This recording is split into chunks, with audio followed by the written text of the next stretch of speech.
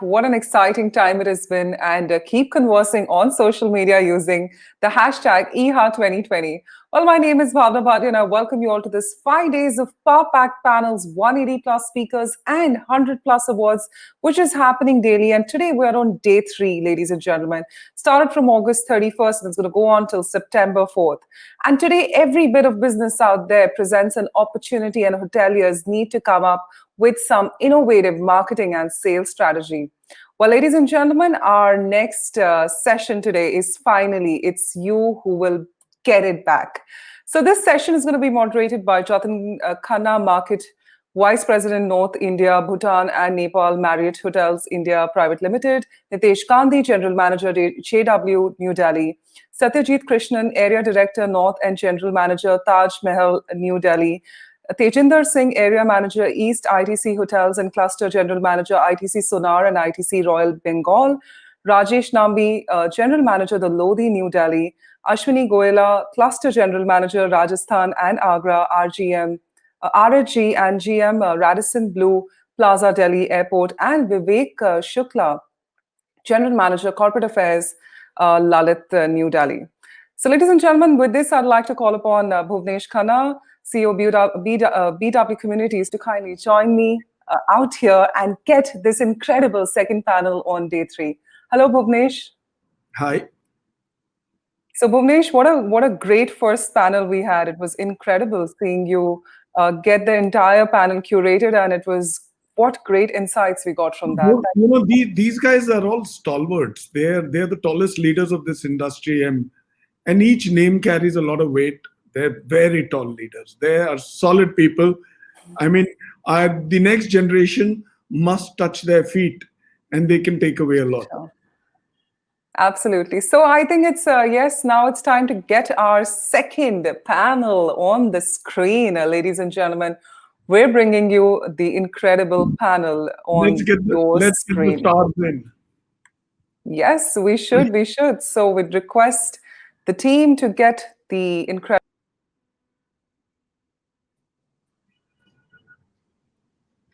Hi, Bhuvnesh, how are you doing? From one Khanna to another. Hi, Jatin. How are you doing? Good. All right. Who remains? We've got Vivek and Hi, Nitesh. Hi, Ashwini. Hi, Rajesh. Teji, Paji. Teji. Tejinder, audio.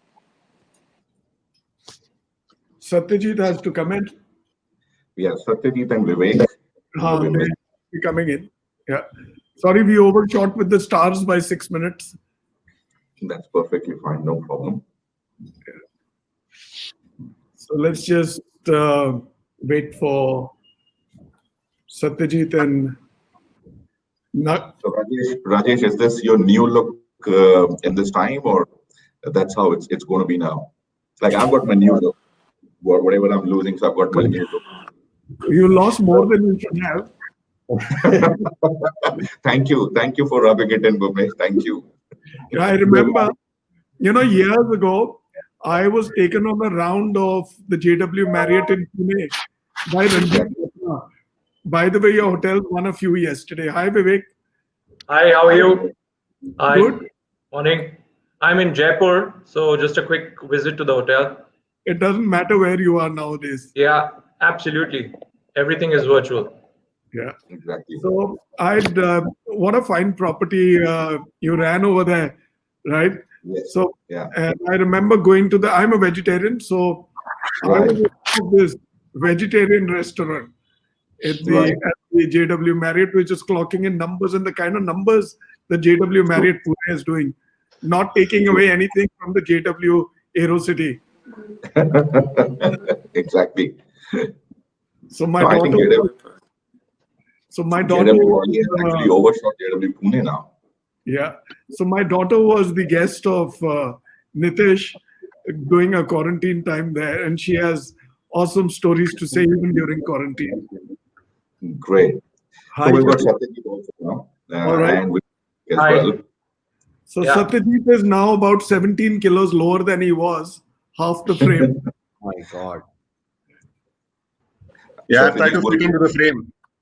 Yeah, you do. touch base separately on your diet. Yeah. Sorry? It will touch base separately on your diet. Nitesh, you have to lift yourself up a little or tilt your me? camera to, yeah, your screen towards you because you're bottom of screen. Nitesh, Ah, okay. Yes, please. हाँ जी थोड़ा सा ऊपर उठाना पड़ेगा. Much better. Okay. Oh, perfect. All right. Teji, Tejinder को क्या हो गया? He's frozen, no? Frozen, yeah. Yeah. So I think he'll come back. Let me start with this show.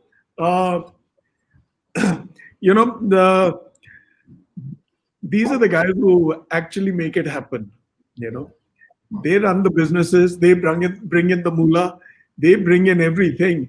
I mean, they create jobs. They create all the remuneration that we all need, right? And we all need preciously. And they're all stars. They're all leading. And they're almost ready to fill in big shoes. Jatin has already walked into larger shoes than he's occupied past few years. Each one of you in your own right is a brilliant star. I won't take away from Jatin. I look up to you all. And let me hand over to Jatin. His portfolio needs no description. Bhavna Bhatia has spoken about him. Over to you. Thank you, Bhuvnesh.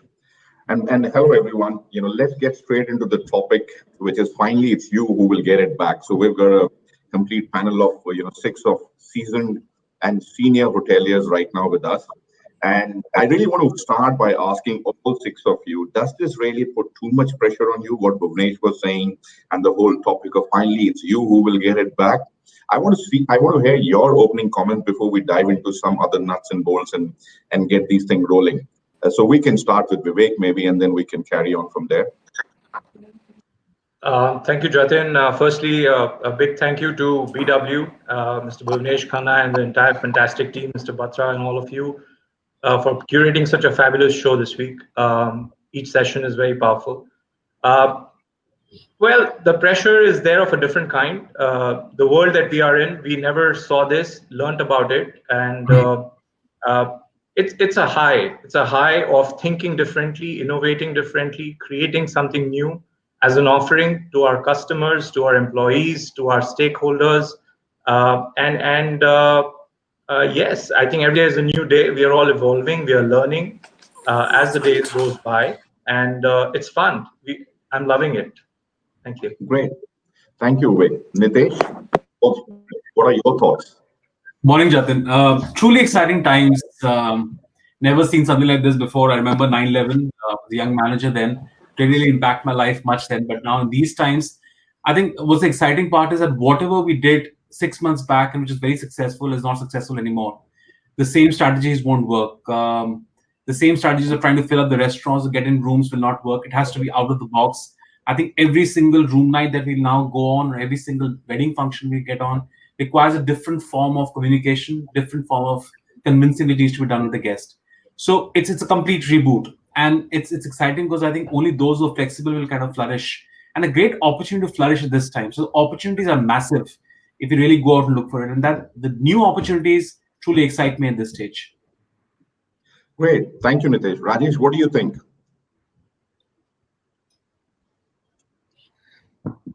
Good morning, everybody. Thank you, BW Hotelia, Mr. Khanna, and Mr. Anurag Batra. Thanks a lot.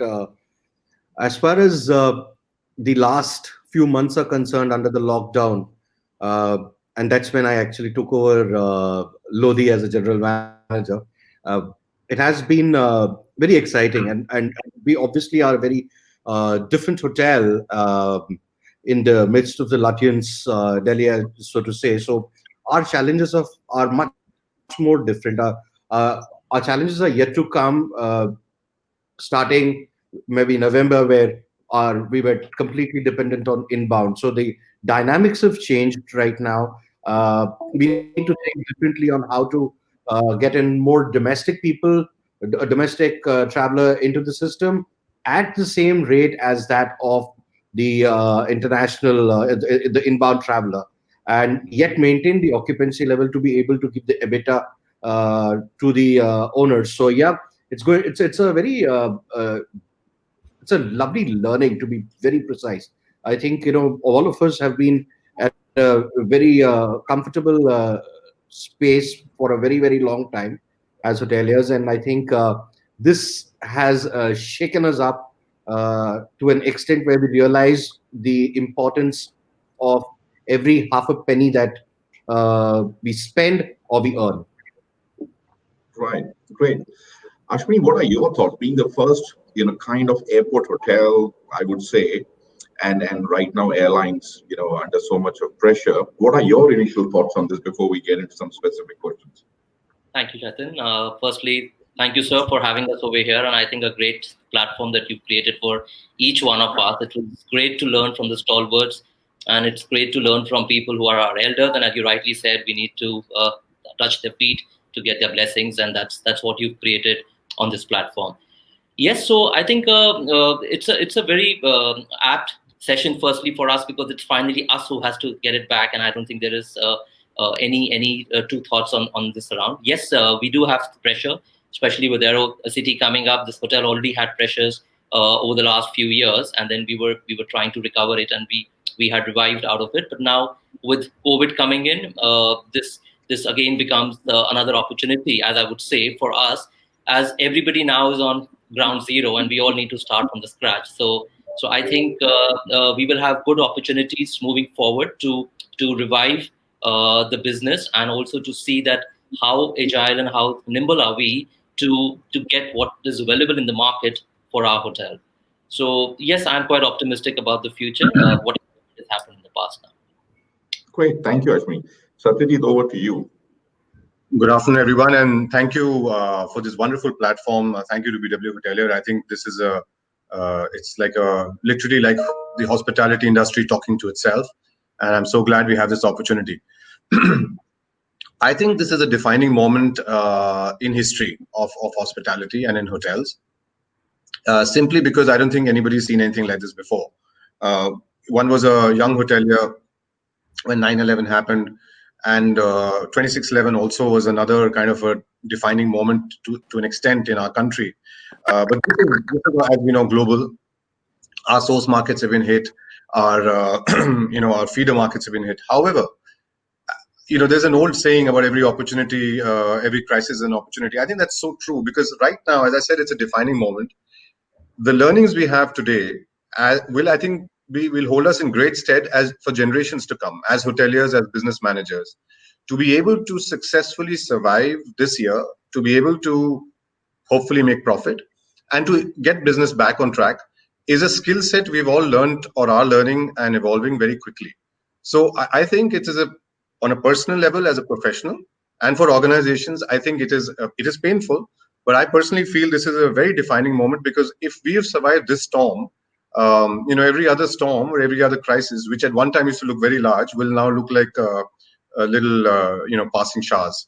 So I think it's unfortunate, but it's a great opportunity for all of us as an industry. And what I also appreciate about this industry, this situation, I mean, if I may use the word appreciate, in many ways, it's brought the industry together, because we're all in it, we're all facing the same challenges, we're all facing the same problems. I think across hotel companies, organizations have come together. It was wonderful how the Hotel Association of India and FHRI, under these umbrellas, were able to get on the table with the government, request for things. Mr. Chatwal, of course, is the president of HAI. So I think it's been a wonderful opportunity for also the industry to come together. Great. No, thank you. Thank you, Satyajit, and thank you, everyone. I was just trying to write a couple of points and keywords where we were talking about thinking differently, flexibility. This is like a level playing field. So I want to stay with you, Satyajit, and with Nitesh. Maybe if you two can answer this. As the business cycle starts turning, a lot of relaxation, unlock 4.0, unlock 5.0 will also come through. How do you think things will be different in coming months? And I want you to put a 2-year cap right now and start talking to me. What do you really see changes happening in our industry, which will be good or bad? You have to define whether it is in product, processes, people. How do you think our industry will change? We can start with you, Satyajit, where you left. Maybe you can start your thoughts from there and jump to Nitesh then. So I think, Jatin, the focus would change of the kind of businesses that we're going to be targeting or the kind of sectors we're going to be looking at. And it's already started happening, of course. There was a certain playbook we all followed. There was a format we all followed. There was a certain hotels, depending on the destination and location you were in, were focused on foreign travelers, business travelers or leisure travelers, and the others were for other kind of businesses. But now, I think we are learning to improvise and develop new markets. So what will change, I think, is first of all our approach to the segmentation in terms of, micro segmenting the country, because obviously it goes without saying that right now the focus is going to be the domestic traveler. But the domestic traveler has already got so many other, there's so many opportunities the way we look at domestic traveler. And I'll give you an example. At IHCL, we've started two very interesting initiatives. One is called 4D. Now, this is a focus on driving holidays, okay? And this is a concept of how we get our guests, expect guests to now be focused on their own driving holidays, and how do we make it easier for guests to do that? And we focused on certain resorts, certain hotels, even city hotels, where we feel there is huge demand. That is one segment of the domestic traveler. The second segment of the domestic traveler we worked on as an organization is what we call vocations, and some other companies have also got into this. And it's something which is gaining traction as we speak, because people don't want to work in that either in crowded office spaces, or they would be working from home. They might as well work from a resort or from a jungle resort or from a beach resort. Dream come true for a lot of us as hoteliers. We work in those resorts, but we actually don't have the vocation part of it. It's for us, it's Right. work. I remember my time when I was in Goa. Everybody who I spoke to, everybody thought I was always on the beach. The joke was I was not. I mean, I was always in the hotel looking at the beach. But jokes apart. So I think that is one thing which is going to change, is the focus on segmentation. The second part of obviously is going to be the obvious answer, is the focus on hygiene, the focus on safety, the focus on ensuring private space for guests. I think we're going to move away from those large crowded room kind of event concepts, and we have to, I think, on the fly improvise, whether we create virtual studios in our banqueting spaces, whether we create office spaces in our banqueting spaces, or virtual offices. So I think the whole concept of hoteliering, while the basic will never change, I mean, warmth, we'll have to learn to smile through the mask, as I said the other day, and that smile through our eyes. So that part won't change. But the way we do business, I think that's the big change, in my opinion. And have you already started working towards these changes, which probably will come in effect in next maybe 8-10 months or something? Yes. We started as early as April, and kind of then we've our organization, through various cultural cross-functional teams, worked on putting together these concepts. They were developed. The organization actually then did research on where do we feel these initiatives will go, and which will be the areas to target, and that's already been done. So yes, it's already been implemented. As I mentioned, we've implemented the 4D concept, which is a driving holiday concept. We've already implemented vacations. We're focusing on weddings as a segment. We're doing a whole a whole, I won't use the word spin, but a whole focus on weddings as a concept, and how do you do your weddings niche events completely with us. So we've already implemented this, and we're already focusing on that as an organization. Great, thank you. Nitesh, over to you, same question. What do you see next 2 years? I feel a little differently about this. And if you're asking us to talk about a 2-year window, I think it's important that we break down all our plans into 2 batches. We all have our sanitization plans in detail in action right now. They all call different names. We have the same chemical, the same machine, the same intensity. All that is taken care of. We all have vacations of various forms on offer. We all have takeaways on offer. We all are doing weddings on offer. We all also understand on a common ground that yes, it is only the domestic market which will see us through. Where is this information coming from? We see what's happening in China. We see what's happening in APAC. In all these countries, domestic is kind of seeing it through till such time that international travel happens. I think it's important that we just keep all these ideas in one little bucket. I think a couple of marketing guys have made it. We thought we made it for our own selves. Let's really see what our guests need. I think next 3 to 5 months, we all really need to focus on the principles of demand creation. It is not about creating that fancy work from a hotel or a staycation. Jatin, we've been open for the last 2 weeks. Ever since the Delhi government has allowed us to open, restaurants are open, rooms are open, everything is fine. I've called my top 100 customers coming from restaurants, our CEOs who give us business, and the first question is, I'm not sure. I'm not confident. Yes, you have a plan. I'm still not sure.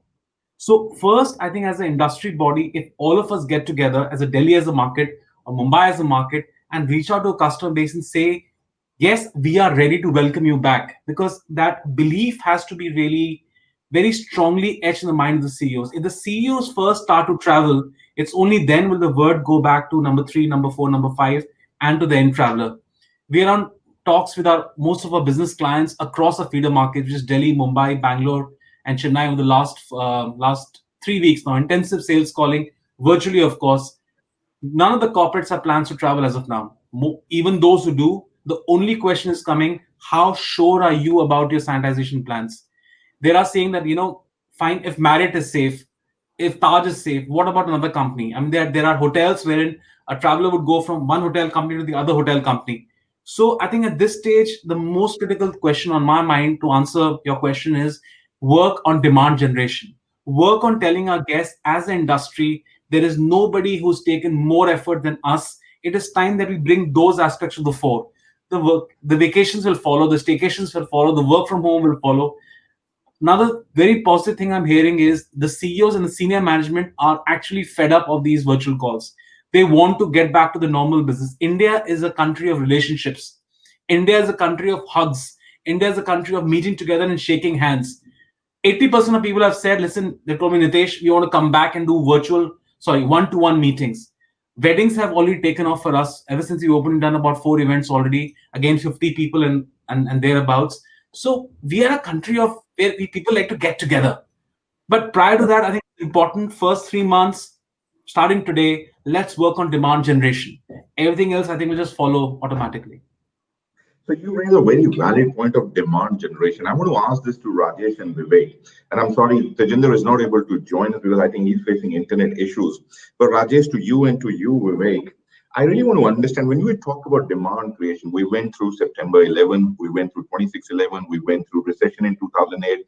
Every time what happens is that the brand starts getting into other swim lanes. Do you see that the luxury space or the upper upscale will still be able to maintain their swim lanes while we come out of this and as business keeps on picking up? What's your take on this, Rajesh and Vivek? Jatin, I'll tell you that, I've been blessed to be a part of a group which has the super luxury malls, and attached to that are the best brands that probably most of us sport these days. Now, I'll tell you that luxury is here to stay. One thing is very clear, that people are coming out of their houses. The moment the malls open, the first 1 week, just like Nitesh said, that there were inhibitions. People were not coming out of their houses. People were you didn't see the footfall really. But it was one Tuesday when I just walked into MKT at the Chanakya, and I was surprised to see that the place was choco-blocked. Chanel was doing fantastic. They had it was crowded, and they had to have queue managers and the social distancing and so on and so forth. And after that, they have not seen a stop. Now, coming to our hotel, we opened on Friday, and from there till now, figures don't lie.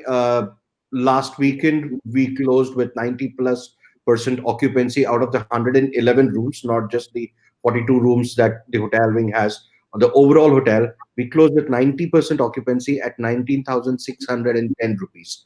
Now, we obviously are a very different hotel, and I'm not. Our room sizes are different. We have plunge pools as an additional point, etc. But what I'm trying to tell you over here is about luxury. Luxury is here to stay. Now, is this a bubble? As I feel, I've always felt, and I've always told my sales team that this is a bubble. And guys, please go and make hay when sun shines, because this is a time when you really don't sell a room in Delhi at 19,000 or 20,000. But we have plonked ourselves at that rate. Now, we are able to sell it because the people of Delhi are sick and tired of being at home eating their dal chawal. They want to come out. They want to pamper themselves. They want to see how the world looks outside of their house or outside of their balconies.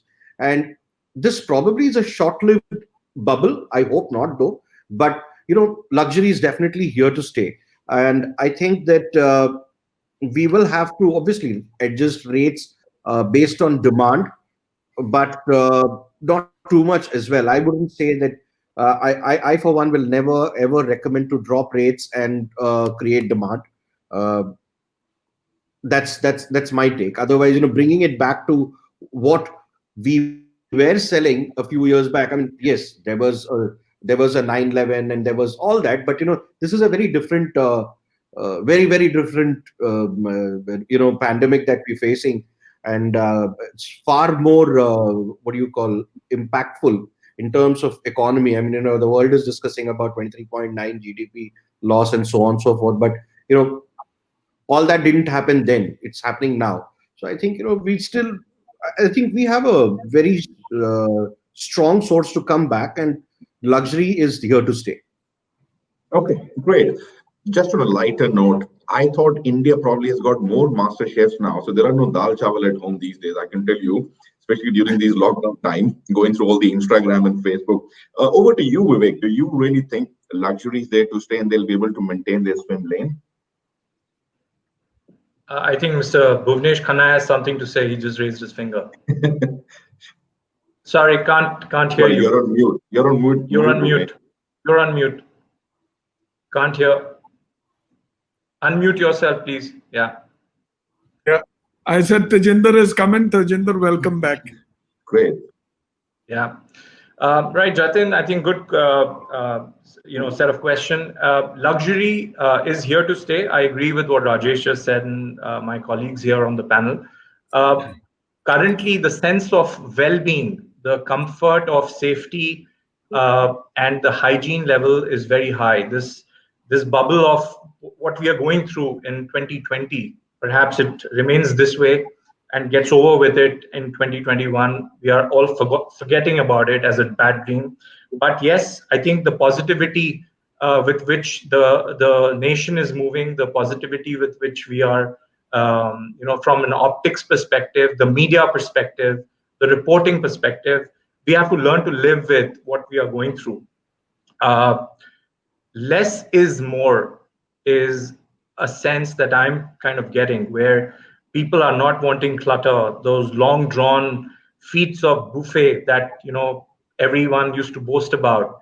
The bite size is back, the single portions are back, delectable, edible, well presented and well thought health and immunity related food and beverages are back into the game. And I think this is here to stay. And I think with the Ayurveda, with Unani, with the Siddha, and I think there's so much that India has a diversity to offer is very unique. And I believe that the quotient and today the customer is wanting to be loyal because he wants to go to a brand because he has a level of comfort. He recognizes those set of people who are there to assure and reassure. So I guess the venturing out and the syndrome of trying to do something new will be a little bit restrained. People would be loyal, but yes, they want themselves to be pampered now, be it opening of the spas, be it opening of even the pool, because I think the feel of just getting into the pool is missing this whole year with the heavy summers that we've all gone through across the country. And I am fairly confident that within a short span of time, I think things will be bouncing back, and I'm very positive about it. We are seeing that within the Lalit across the country, and of course, people are wanting to drive out, experience cities like Jaipur, Chandigarh, Mangar, and likewise now Goa has also opened up its borders effective yesterday. You don't need a test, so we will see a lot of folks driving across between states, so which is good news. Thank you. Great, thank you. Welcome back. Finally, we have you. Obviously we started with everybody, their opening statements and all, but I really want to jump into F&B as Vivek started talking about it. And obviously ITC is known for their F&B. Looking at what the current landscape is, and a lot of our standalone restaurants not able to stand the pressure and closing out, do you see that there is a new, I would say, new energy which will probably come into our hotels when it comes to F&B spaces? And anything in specific ITC is doing in that area? Hi, thank you. ITC as a chain, we are very passionate on our food. That's so true. Food and beverage is probably in our DNA now, and we've always believed in responsible luxury, which is our credo, which goes through everything. So it's not just about food. It's we believe that food and beverage is a very important vehicle to showcase the warmth and the smile and the service, which seems to be right now, struggling under the mask. But we're doing all that we can to make sure, first of all, that we have to win the confidence of the customer back through F&B. So we've done a lot of things. We developed a very strong hotel protocol, which is We Assure. Probably some of you may have studied it. So it has a lot of opportunities, and there's a lot of showcase for risk mitigation in F&B space and safety hygiene. And this protocol we developed with NABH and DNB, and it's been quite successful. Where we have even put cutlery, crockery in shields of paper, sanitized and then packed and untouched. And there are a lot of protocols on safe distancing and shielding of chefs to protecting of associates and guests, and a lot of marshalling on the floor. So all that has helped us, and and helped build confidence with the guests that with every subsequent visit they see something which reassures them, and then they go and tell other people. And I do feel that this in all this pandemic noise that is there, we shouldn't forget that the guest is also looking for reassurances for sure, but also looking at great food and beverage experiences. So we really don't want to mire a dal bukhara in the pandemic and not present it in all its glory. So we've developed service designs that make sure that service is delivered as they like it, hot food delivered with a lot of aplomb, and service designs which support it. And so we maintained that. And I think as an industry we need to do that. We need to, while it is a competitive space, but 5-star hotels cannot be safer than each other. They have to come across as safest.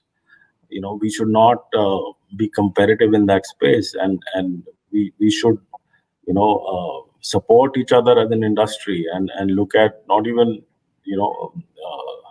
putting in any one comparatively inferior. And that's how the industry will impact. So if you look at Kolkata market that we are in, we can see most hotels are doing a hell of a lot of innovation in F&B space. So whether when we do a buffet, for example, you shield, I'm sure other people also do a shield. And a lot of home deliveries. Our app is doing very well. Our platforms are doing well. We have gone into with our brand called Gourmet Couch, under which we're selling all our brands to home with special packaging. So all that is happening, and the guests are lapping it up. So I hope that continues, and these are models which will continue to stay. They don't really have to vanish post some sort of a normalization setting in. They will continue to buffer your cash flows. Great, good to know. Great. Ashwini, I really want to come to you and to Nitesh and Vivek on this question. One of the major stakeholder for our industry today is our own community and our investors. Now, obviously, these have been tough times for hotel associates or employees and our investors and owners. And your role is the most crucial when it comes to our owner or investors' expectations. Any views on this? And how are you going to manage this space in coming time? Do we hand over the keys and say, fine, whatever you say, we end up doing that, or we still run? And I know it's a bit of a political question, as in, you can be correct or incorrect in whichever way, but it's a very, very important question. And that will also mean that we're trying to maintain our brand sanities in coming months and years. So from you, Ashwini, we'll start, and then we can jump to Nitesh and Vivek. Yeah, so great. I think it's a great question. Our owners who are actually very important stakeholders, because they are the ones who invested in the business and they don't see what's going to happen in the future. So I think as general managers and as captains, we need to change the mindset, and our mindset has to be more owner-driven, and we need to have an owners-driven mindset. That means as operators, we need not stop now at the GOP or the gross operating profit that we usually look at in the P&L, but we need to go all the way down to the NOP and to the cash flows. So there is no point in giving a book profit if you cannot give a cash profit. And I think the day we start working with the owners and understanding their issues of what their liabilities are, and working along with that liability to see how we can manage it. And it has to be a symbiotic relationship. It cannot be that I hand it over to you and I have done my job and I have done till the GOP, now you handle your liabilities. It will not work in the long run. And I think that's where we need to work along with them to help them, support them, and to guide them as to how we can manage more cash flows and cash profits so that they are able to take out the liabilities. Secondly, I think what is more important for us is, because we are the professionals and the operators who are running the business, we need to show the long-term vision to the owner. The owners have all panicked in the last 6 months, and not just, I can say for most of us that most of our owners have panicked and they don't know what's happening, so they don't know what should do. So most of them say either you close it down, or you have all the staff go and leave, or you do whatever. So every owner has reacted in a very different manner. I think what is more important for us as general managers is to give them a 6, 12-month and an 18-month vision, so that they know what we are doing, so that they could restructure their liabilities and go and see and what they could restructure and what they can manage, so that the profits or the revenues that we are going to give them, they can better align it and give the assurance to their lenders and to whatever liabilities they have, that if they cannot pay now, but then they can pay another 6 or 12 or 18 months, because that's how the business is going. So I think it's very important for us to show them the long-term vision of where their business is going to be from 6 months or 12 months from now. I think if we are able to do that, the owners are going to be quite okay with it. Thank you. Over to you. If I have to take anything out of your answer, I would say that life should not stop at GOP. It needs to go to NOP. I think that's a very valid point. Nitesh, what are your thoughts on this? So Jatin, our owners are they're family hoteliers, and they've been invested in this business for almost 30-35 years. This is the only business they know. So from that perspective, we've been very fortunate. In fact, very, very supportive right through the time when pandemic started. In fact, our owners know for a fact the value which Marriott International brings to the community of owners in terms of distribution, in terms of large-scale operations, in terms of GOPs, in terms of creating wealth, if I may say so.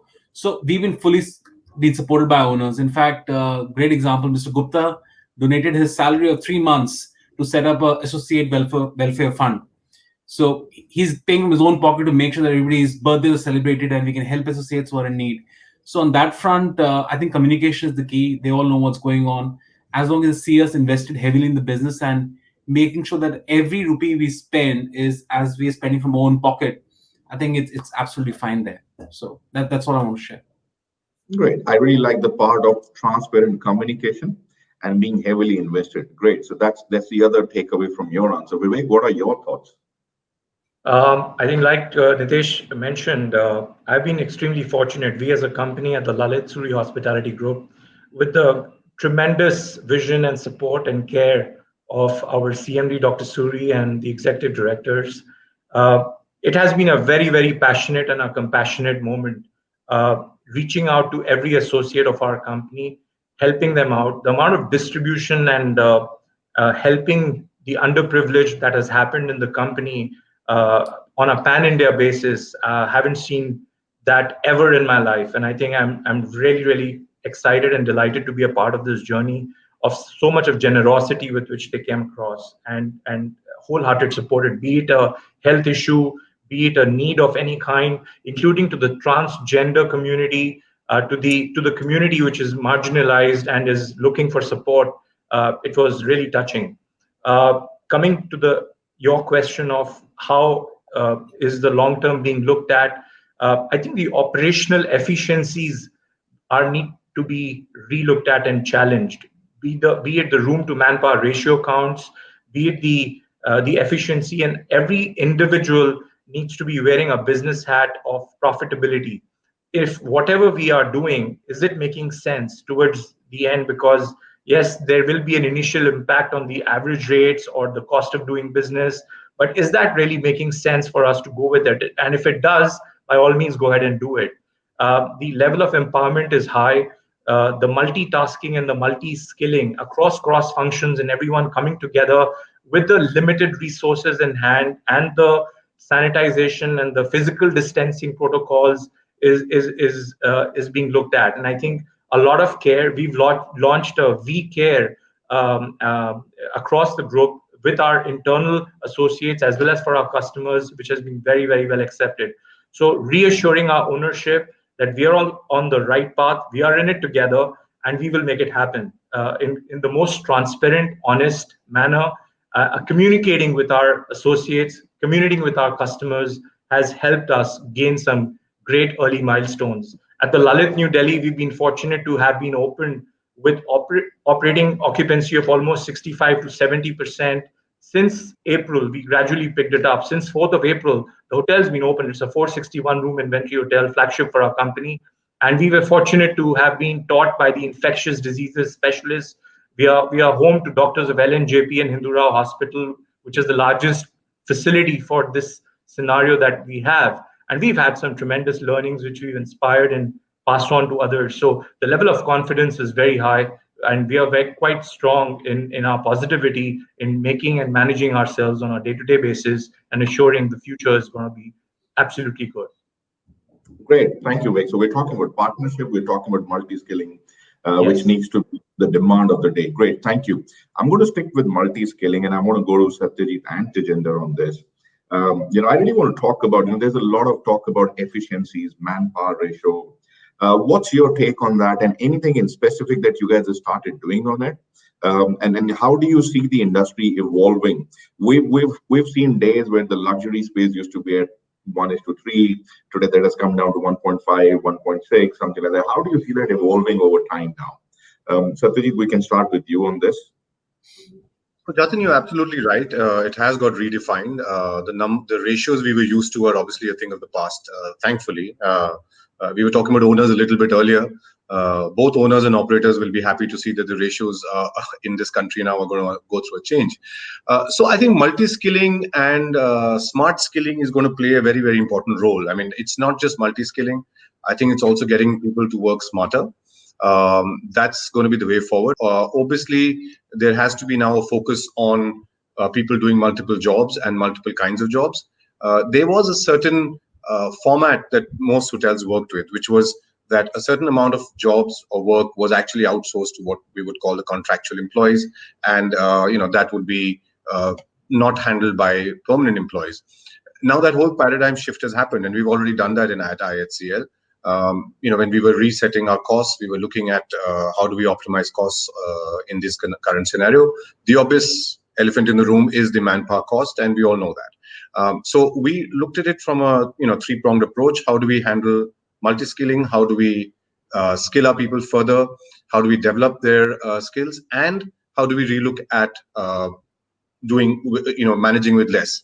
So we've worked on concepts, L&D concepts, and that's been implemented across our hotels, where we've now started getting our permanent staff to be doing a lot of the jobs which were earlier probably farmed out. The reason is obvious why. That helps in many ways, of course. One is brings down your variable payroll cost, but it also helps you kind of make a far more efficient machine. So the ratios obviously have undergone a change. The only area where there would be, in my opinion, still a large focus is housekeeping, because obviously the housekeeping department and the housekeeping role now is going to be very, very, very, very crucial with the kind of work, pressure which is coming on them in terms of how we clean a room, simply as simple as that. But to answer your question, we have implemented processes to ensure our ratios have now reduced significantly. And we've already undergone this journey, and it is still ongoing, of large-scale multi-skilling, and as I said earlier, smart skilling, to develop the employees and to make them think that, I'm not just going to be somebody standing behind a buffet and ladling food out. I will also be able to serve. I will also be able to probably clean up the table after that. I'm just giving specific examples to kind of micro examples to kind of illustrate my point. So that's how we're doing it at IHCL. No, makes sense. Thank you. Tejinder, what are your thoughts on this? I think you're on mute, Tejinder. We're not different. The challenges are similar in luxury space. We need to still deliver luxury. And we can't be seen as in this time we rolling back on delivery and service experiences. Having said that, this period has also been a period of rethinking business models. We have studied each and every aspect of business. And when you look at business in its entirety, and I'm sure this sentiment would be across the panel, and none of us have looked at costs so microscopically as we would have done in this period. Nothing is left under the carpet anymore. So one has changed the pie, so to say, and more attention, and at least at ITC, has gone towards areas which are completely towards the guest centricity, where the guest is. And there because we're a Six Sigma company in our training, we cut the non-value added activities. That's where we save the man minutes and put the man minutes into where the guest is. So that being the premise, we've done training non-stop, to multi-skilled people to handle at single points of delivery, to create wows at every moment of truth, rather than looking at multiple people doing one job. Have one person delivering multiple. Another thing I'm sure which is coming up very strongly is automation. We will automate heavily. Like probably that we have iPads in most rooms. We have enhanced functionalities of service deliveries, inquiries, and how we interact with guests. So there's a lot of automation coming in. Whether it is pool cleaning robots to vacuum cleaners that automate and clean themselves, to more efficient chemicals, to everything. Because there are in what has happened, and maybe that everybody will agree, is that work has gone down somewhere, but work has gone up a lot. The hygiene, the sanitation, the protection, and that part of it has taken a lot of work, and the core demand of product has not gone down. So one has to look at automation coming in, and a lot of innovation. You cannot not innovate on service designs. You cannot not innovate, on guest experiences to bring down costs. You can do both together, and that's what we've done. We've gone ahead, service design by service designs, and then created larger experiences out of smaller manpower. So that's what we have done. Jatin, if I may, sorry, I'm so sorry. I just wanted to add something to my earlier point. Obviously, when I talked about reskilling and multi-skilling, another important role here is technology and going digital, which Tejinder was also just mentioning. At IHCL, we've already launched what we call iZest, which is a contactless check-in and check-out guest experiences as much as possible. Excuse me. And that also actually we've taken it forward into the employee space also. So iZest actually is a concept where we are advocating as much touchless as possible services are being offered to our guests. Obviously, it goes without saying that we supplement this with our new SOPs, which we call Tajness in the new normal. So the SOPs have also been reworked, keeping in mind new ratios. So I think that's what probably is a big important learning for all of us. And I'm not just talking IHCL, this for all hotel companies, that we use technology and innovate. And that's why I gave you the example that we've implemented what we call iZest, both in the guest sphere and the employee sphere. Similarly, we look at revisiting our SOPs, what was maybe an expected thing to be done earlier may not be required in the new normal. So there are two other ways which we've done this, not only skilling, but through digital and also re-looking at our SOPs. Great. To sum up this question, what we're really talking about is smart skilling. What we're really talking about is innovating, investing in technology, and tomorrow's hotels will be heavily invested into technology. Great. But that's good point. I want to start with Rajesh on my next question. 90% occupancy, 19,600 ADR, awesome. And then follow that with Nitesh and Ashwini. I really want to talk about revenue management. You know, every general manager and every area head has their own stamp on revenue management. What do you really see will happen with revenue management in coming months where the business is still not there, supply-demand mismatch, rates or occupancies? What are your thoughts on that, Rajesh? And then Nitesh, if you can jump in, Ashwini, you on that, please. Thanks, Jatin. So I'll tell you how we started was that we really gauged the who's who of Delhi, and you know what, we have an advantage of over 650 families who are members in our club. So you know, we always had a pulse of what was happening at their residences while we were doing a lot of delivery and stuff like that, and we were in constant touch as a team. We were in constant touch with our guests completely, and we knew that yes, there is this bubble which is going to last for some time. Now, when I said what we've done very recently, again I say that this is a bubble. It will probably last for a month, maybe a little bit more. But down the line, I think I still want to hold what I said some time back, that discounting might sound like a good idea, but it's only going to be a short-lived one. Dramatic price cuts are not going to bring us anything. I think what we should really focus on is all of us have worked on our special packages, value add-ons, flexibility in booking and in cancellations, policies, etc., etc. These are the things that is really going to be playing a key role in the near future, because out of the number of guests who have walked into our hotel, I can tell you that there have been precisely 4 guests who have taken a flight and walked into our hotel. Everybody else is our locals. We've had three guests from Bombay and 1 from Bangalore. That's it. So what does it mean? I mean, basically, this is all the Delhiites who can afford that kind of money and want to splurge and want to enjoy are the ones who are going to come out of their residences for a night, and that is what is the average stay is also going to reduce gradually, because you know Delhi is not. I mean, the locals are probably not going. Domestic market is not going to walk into Delhi to stay for 2 or 3 days and look at Qutub Minar and so on and so forth. So from the leisure perspective, yes, we are going to be hit very badly. So now the revenue management and the managers now really need to think on focusing on all the other segments and see how we can, like Satyajit said some time back, focusing on getting people to utilize their rooms and as office spaces.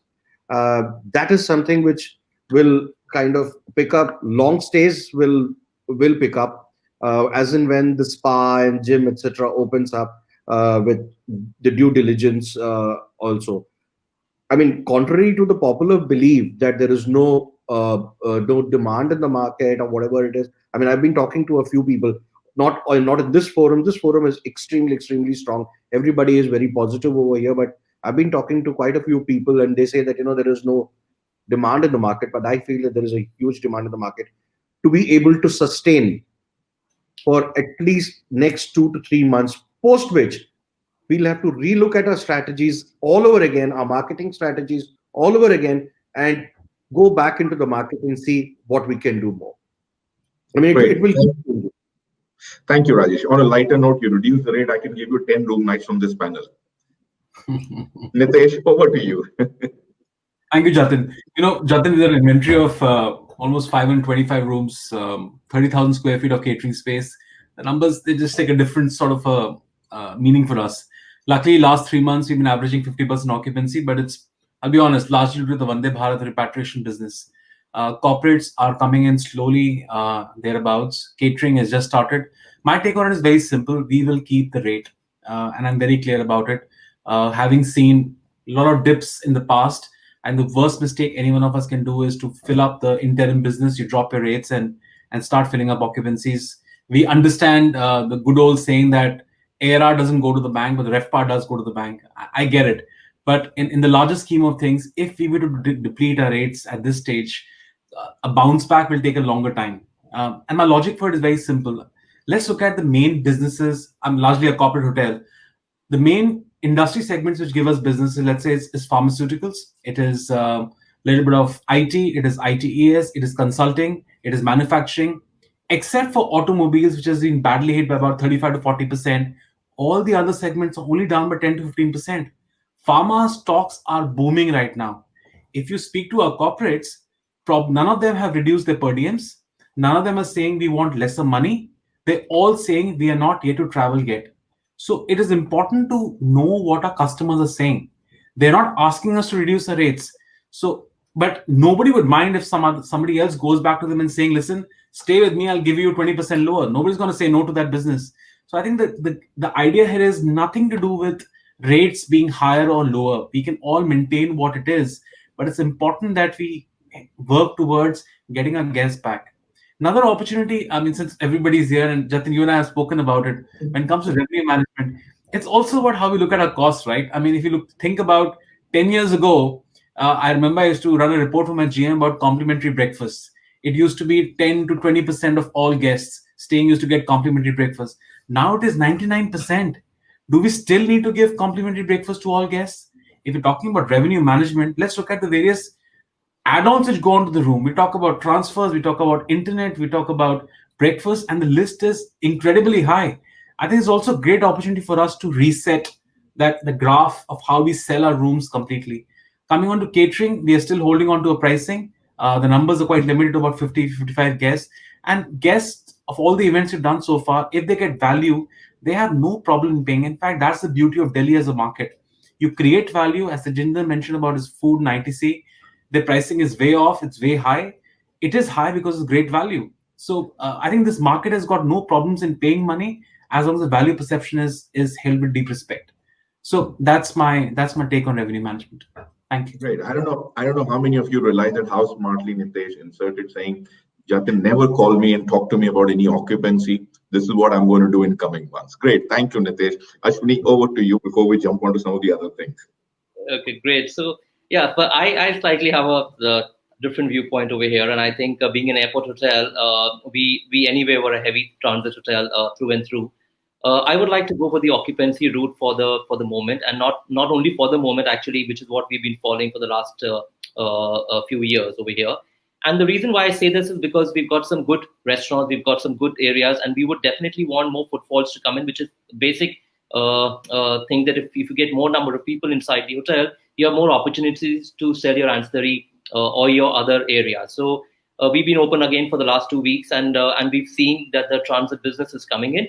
These may not be people who are corporates who probably still have their per diem intact. These are all traders and SMEs who are traveling from nearby towns, who have work and who do not have the luxury of working from home. So I think that segment, which used to probably or would be going probably to a level lower than our hotel up till now, is now wanting to come and upgrade themselves and stay at a hotel which they can trust. And this is where I would go, that they are using my IRD, and I was into one of the sessions just before this, and somebody said IRD is going to come back. And I think which is a fact that we are definitely seeing our IRD sales going up. Even if they have complimentary breakfast, they don't mind paying and having it in the room. And I think the sales of the other areas definitely go up as we have more footfalls coming in. So I would like to stick to the fact that I would like to go the occupancy route over here. Sure. And to be very honest, rate or occupancy, it's purely on your strategy. What you see will take you to where your end vision is. What I'm going to do is I've got 2 questions, and this is to all our panelists. First question is, I'm going to keep it in a very simple and brief. 50% occupancy And pre-COVID occupancies for India used to be at 70%. So there are two figures now, 50% occupancy and 70% occupancy. Get your crystal balls out and tell me, when do you see 50% hitting consistently, not just weekend, like Rajesh said, 90% occupancy on a weekend. No, I'm talking about consistent 50% and consistently 70%. Your crystal ball. We can start with Tejinder. Whatever month, quarter you want to say, just simply say.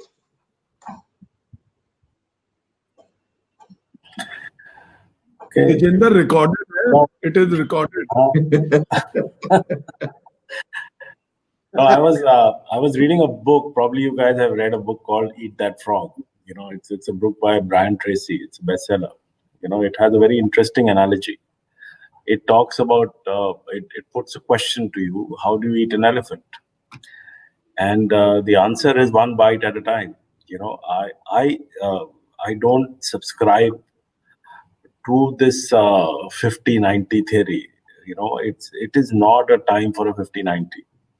One bite at a time for me would mean that, you know, when you plan for the immediate future and you build up your business models one step at a time, you plan small, you execute small, and you deliver small.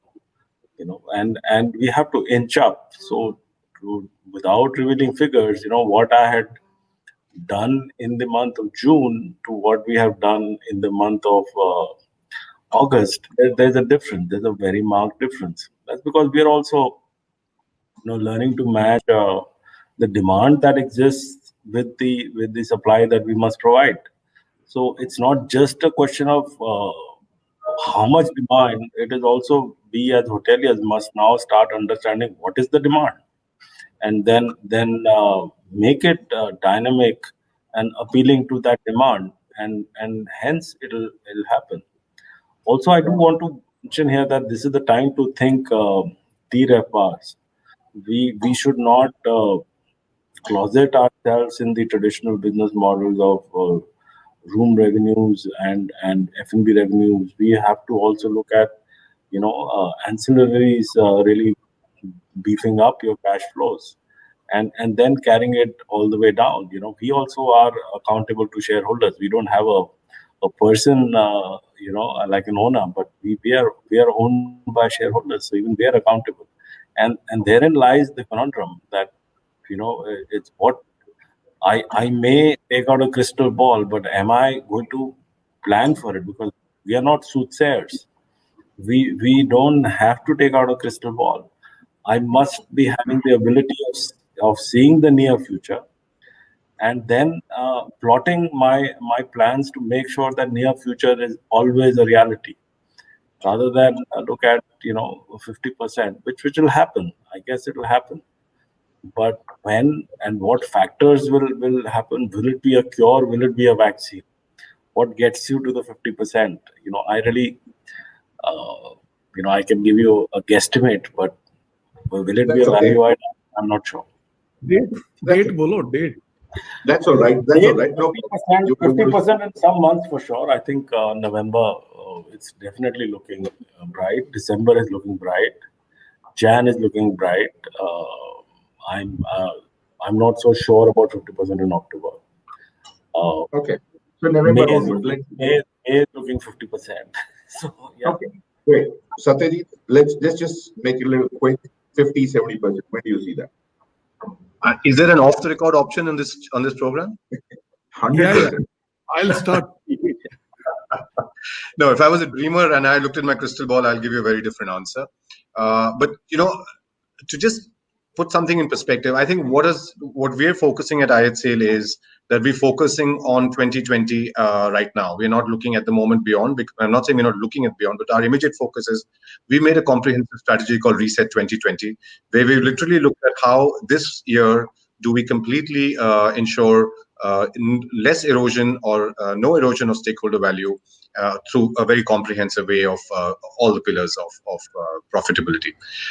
Coming back to your, so therefore we are at the moment saying in 2020, probably by Q4, we would be able to, by Q4 of this year, it is looking positive from a perspective of between 50 to 70% for Q4. Obviously, it depends on many markets. A company like ours, and we have so many different segments and markets we operate in. So it's very difficult to give you a overall thing.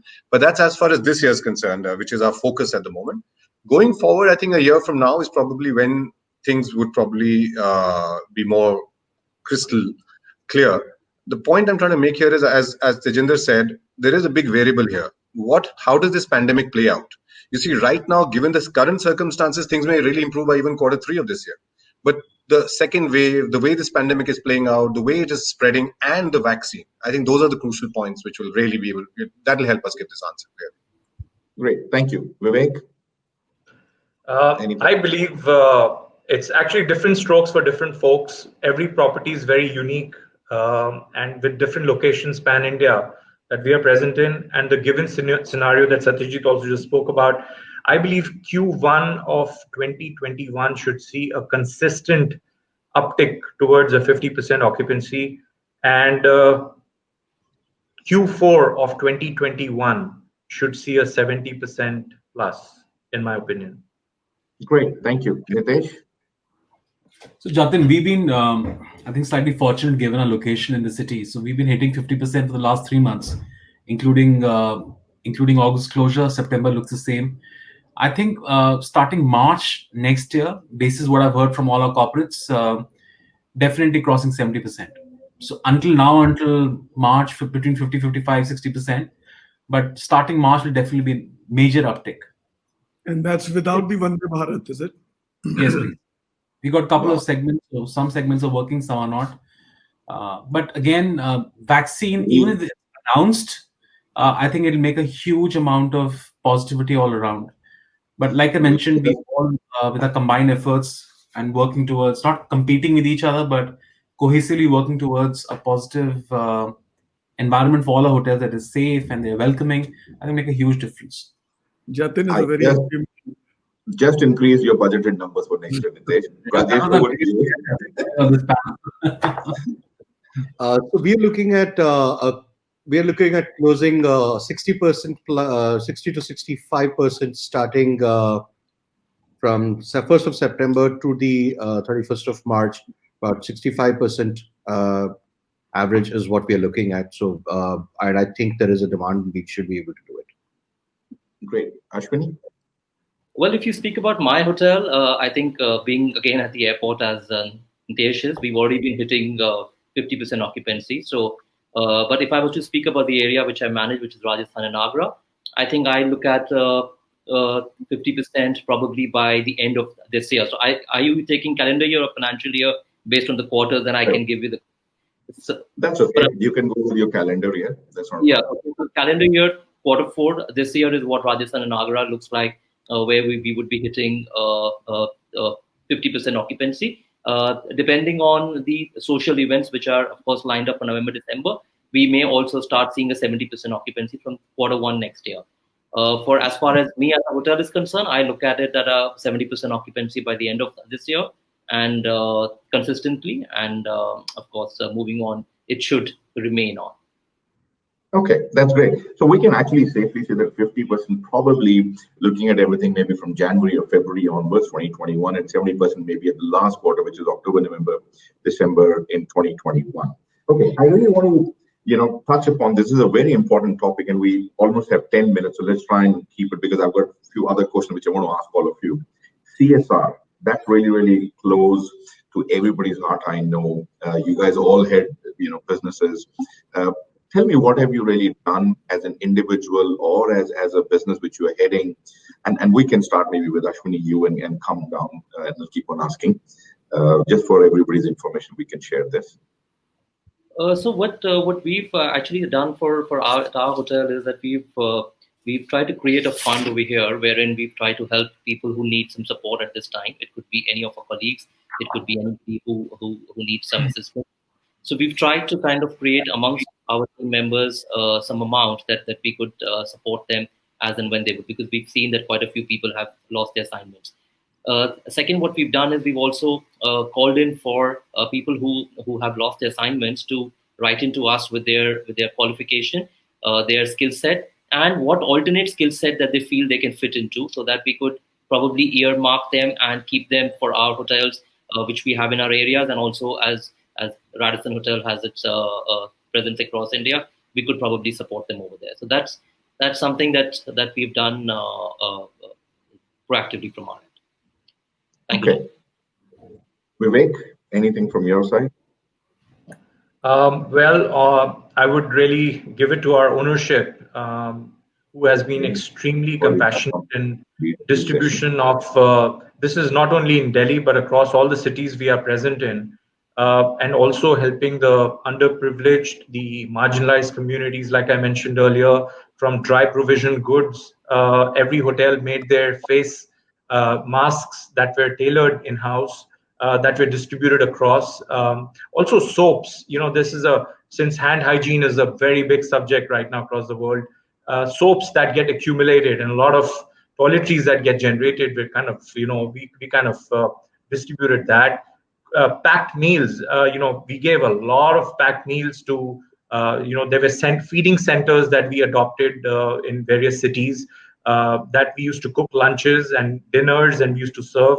We also adopted a few quarantine centers of the government hospitals that we have been distributing our packed meals to, and supporting with our farm fresh vegetables or any groceries that would be required. Also healthcare assistance.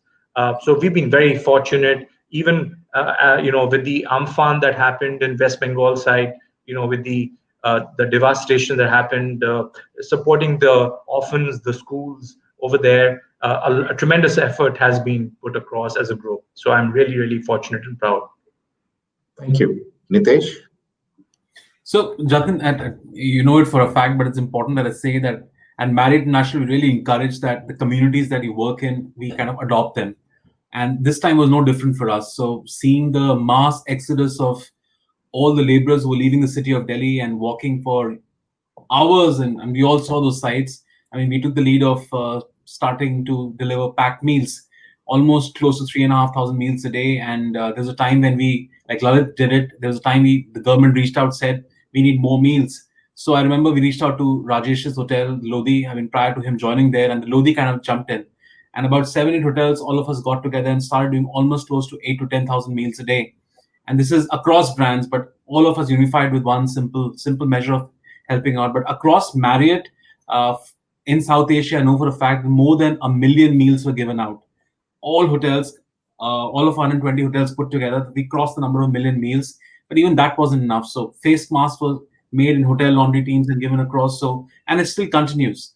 But CSR, I think, like Ashwini mentioned, a couple of our team members who were displaced, we worked extensively with other companies like Accenture, with Zomato, and got them jobs there. And of course, the biggest mission is that as we increase occupancies, we also get every single team member back into the hotel. We've actually started hiring back, which is the good news. We got about 15 people back already, and the balance will get them back before the end of the year. So that's, again, a community which I think we are all working towards. So all of those who have been displaced, I'm sure we can help them out. That's equally important. Yes, great stuff. Thank you, Nitesh. Rajesh? So Nitesh already said what Lodhi has done individually, but as a DLF family, I must tell you that we were associated with that as well. And from we've done close to about 10,500 meals per day going out of the Aralias and the Magnolias, where Lodhi was also, the team of Lodhi was also involved. So every day over there. And then additionally, what we did over here was that, we have a neighborhood which was rather unfortunately under quarantine for a very long time. And not many supplies were going in there. So we, as a hotel, managed to pack small raw materials and giving it across to them over the borders of the containment zone and so on and so forth. So each day we were giving about 1,000 odd packs, which contained rice, lentils, and some oil, salt, etc. Just to kind of make sure that they get the basics right. Great, thank you. Tejinder and Satyajit, 30 seconds each, please. Satyajit, we can start with you. Well, 30 seconds is a bit difficult if you talk about Tata and IHCL in terms of CSR. We might need another program, but very specifically, there are various specs. I think one is the CSR at home. How do we rehabilitate the employees who are displaced? So that's something we've worked on as an organization. In the larger context, medical workers, health workers, we house them in our hotels in various cities. We provided food to hospitals where there were COVID patients in 3 cities. Went on to lakhs of meals, actually. Consistently did that for a long time. As I said, health workers across, again, multiple hotels, multiple cities, partnered with government and municipal organizations to help their doctors. Also fed the migrant laborers, etc. So I think as an organization, we looked at various aspects, and close to 1 million meals is where we looked at just in terms of food. And then, of course, hotels being opened up to the doctors, etc. Sure. Thank you. Tejinder, any parting thoughts from your end on this?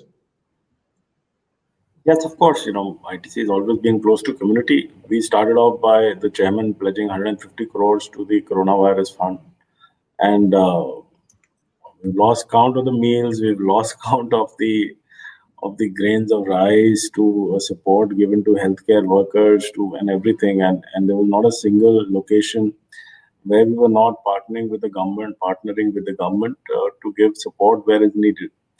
And I think, what we all must be proud of as hoteliers is also that we opened our doors to even accommodate and put our own people with protocols to help out people who needed help, whether there were people quarantining, whether there were, some locations we associated with hospitals willingly, to everything. So, it's a salute to the industry as well that, we, despite being struggling to stay alive, we continue to support the society. And, while everybody praises the doctors and everybody, I think a salute is due to hoteliers as well. Sure. Great. I think we've kind of almost run out of our time. But my parting thoughts overall on this is, I think while the times have been tough, I think we as hoteliers have really come out of strong. And I'm really, really glad to see a lot more positivity coming out of all of you and really talking about demand generation business. I just want to ask you one last question and just have to reply in one word to everybody. Market share or ARR? Ashwini? Market share. You already know. Vivek? ARR. Nitesh? ARR. Rajesh? ARR. Satyajit? ARR, please. Tejinder? TREPA market share. Great. Good to see. So at least we will not have a repeat of rates going down and taking us years and years to bring it back up. Thanks a lot, gentlemen. Thank you. Really pleasure talking to all of you. Thank you. Over to you, Bhavna. I must come in over here before we close this session. Can the speakers put their hands together for wonderful moderation by Jatin? Right? Oh, please. Thank you. Thank you. Most efficient moderation in terms of time, right? Thank you. The first session we started and finished exactly on time. Wonderful moderation, Jatin. Thanks. I'm delighted to have narrowed down without a second thought on Jatin. I don't know how I plucked him out of the air. I knew he was the man who was going to lead this. And I'm thankful to my mom that I did well. Having said that, gentlemen, you are a wonderful advertisement for all the impressionable ones who are already doing hoteliering in various institutes and ones who want to pursue it as a career. If all of them are going to watch your recordings, and I watched you now, you guys are not just able, you are stars who are stable, right? And wonderful. Each one of you lead such wonderful hotels. You have somebody who heads the Lodi, somebody who heads ITC in the East. Here you have Satyajit, who heads his own portfolio, Ashwini. You have Vivek. You have Nitesh, another smart hotelier, and Jatin. Jatin was, for all of you know, was a general manager when I started this business, and to where he is now. You're all going places. Do well, keep smiling, and keep raising the bar, and keep bringing in more hoteliers and motivate them. Thank you all. Teji, God Thank bless you. you, everybody. Thank Uh, you. Thank you. Thank you. Thank you. Rajesh, Thank Rajesh, Ashwini, Vivek, Satyajit, and you, Jatin. Bye-bye. Thank you. Stay Thank safe. you. Stay safe. Thank you so much.